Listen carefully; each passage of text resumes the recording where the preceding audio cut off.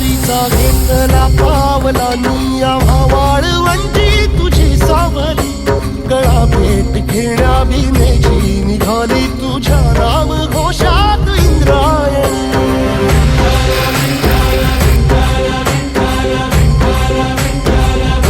भिडे आसमंती ध्वजा वैष्णवांची उभी पंढरी आज नारावली तुझे नाव ओठी तुझे रूप ध्यानी जीवाला तुझी आस गा लागली